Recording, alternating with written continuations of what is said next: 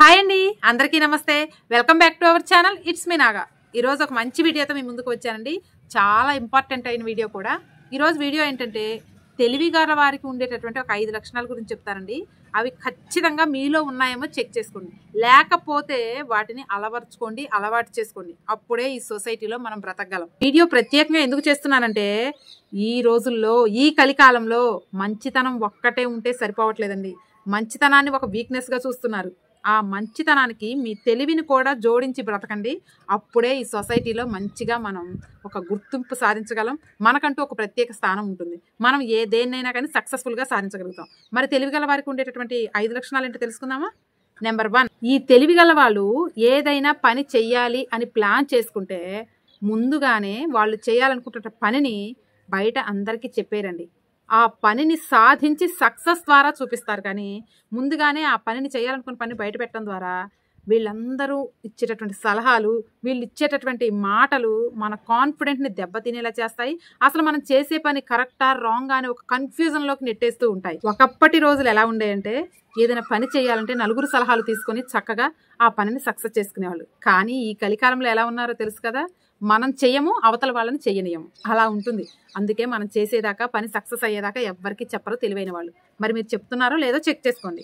ఇక నెంబర్ 2, తెలివైన వారు ఎప్పుడూ కూడా వారి స్థాయికి మించి మాటలు, హామీలు ఇవ్వరు. ఎందుకంటే ఇప్పుడు ఇచ్చినటువంటి మన హామీ, ఇప్పుడు ఇచ్చినటువంటి మన మాట భవిష్యత్తులో దేనికి దారి తీస్తుంది అనే దాని గురించి క్లియర్ కట్గా ఆలోచించి మరీ మన స్థాయికి మించి వాళ్ళు మాటలు, సలహాలు, హామీలు ఇచ్చి అనవసరంగా అవతల వాళ్ళని మోసం చేయరు, వీళ్ళు ఉచ్చులో పడకుండా ఉంటారు.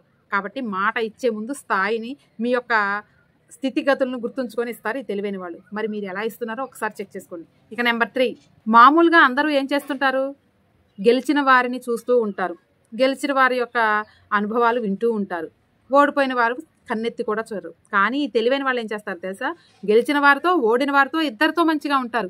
గెలిచిన వారి నుంచి రహస్యాలు తెలుసుకుంటారు, ఓడిన వారి నుంచి అనుభవాలను తెలుసుకొని ఆ రెండింటినీ కూడా వీళ్ళ భవిష్యత్తుకి ఉపయోగపడేలా మలుచుకుంటారు. మరి మీరేం చేస్తున్నారో ఒకసారి చెక్ చేసుకోండి. ఇక నెంబర్ 4, ఈ తెలివైన వాళ్ళు ఓటమిని అస్సలు అంగీకరించరండి. అంటే ఓటమిలో కూడా ఒక అనుభవాన్ని తీసుకొని దాన్ని రేపటి గెలుపు కోసం ఒక ఆయుధంగా తయారు చేసుకొని ముందుకు వెళ్తారు. వీళ్ళు జరిగిపోయిన దాని గురించే, ఓటమి గురించే ఆలోచిస్తూ టైంని అస్సలు వేస్ట్ చేసుకోరు. ఎందుకంటే ఈ తెలివైన వాళ్ళకి తెలుసు జరిగిపోయింది తిరిగి రాదు, భవిష్యత్తు కోసం ఇప్పుడు మనం బంగారు బాట వేసుకుందాం అని ఆ యొక్క అనుభవాల్ని, ఆ యొక్క గుణపాఠాలను ఆయుధంగా మలుచుకొని గెలుపు కోసం ప్రయత్నం చేస్తూ ఉంటారు. మరి మీరు ఓటమిని అంగీకరిస్తున్నారా, దాన్ని ఆయుధంగా తీసుకొని ముందుకు వెళ్తున్నారా? ఒక్కసారి చెక్ చేసుకోండి. ఇక నెంబర్ 5, తెలివైన వాళ్ళు ఎప్పుడూ కూడా తమ యొక్క పర్సనల్ విషయాల్ని, బలాల్ని, బలహీనతల్ని అందరికీ చెప్పుకోరు. ఎందుకంటే వాళ్ళకి బాగా తెలుసు ఈ రోజు స్నేహితులుగా ఉన్న వాళ్ళే రేపు శత్రువులుగా మారతారు. ఖచ్చితంగా మన యొక్క బలహీనతల్ని వాళ్ళ యొక్క అడ్వాంటేజ్గా తీసుకుంటారని బాగా తెలుసు. అందుకే తెలివైన వాళ్ళు పర్సనల్ విషయాల్ని ఎవరితో షేర్ చేసుకోరు.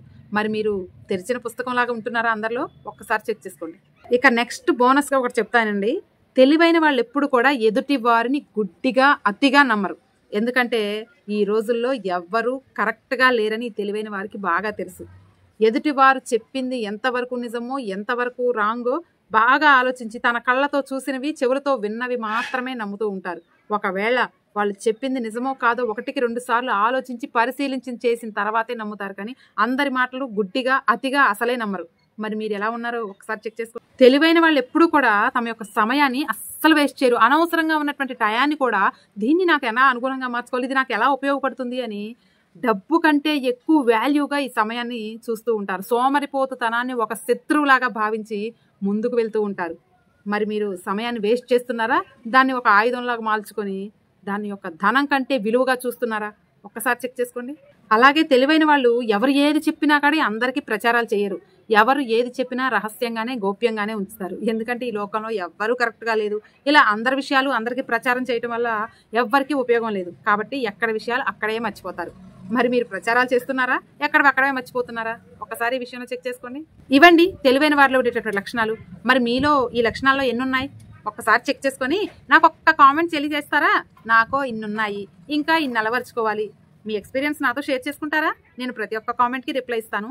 మళ్ళీ చెప్తున్నానండి, ఈ కలికాలంలో మంచితనం ఒక్కటే ఉంటే సరిపోదు, దానికి తగ్గట్టు స్మార్ట్నెస్ ఉండాలి, తెలివితేటలు ఉండాలి. అప్పుడే ఈ సొసైటీలో రాణించగలుగుతాం. మరి మీరేమంటారు? ఇదండి ఈరోజు వీడియో. మరొక మంచి వీడియోతో మళ్ళీ కలుద్దాం. అంతవరకు సెలవు.